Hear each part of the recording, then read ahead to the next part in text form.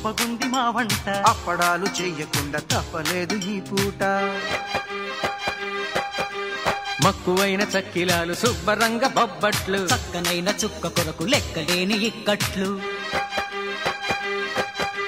పెరుగు పచ్చడి పులిహోర పొంగలి సాపాటు రెప్పపాటులో రెడీ నాభి సుందరి నాలోని ఊపిరి వరించి చేరుటెప్పుడో ఒడి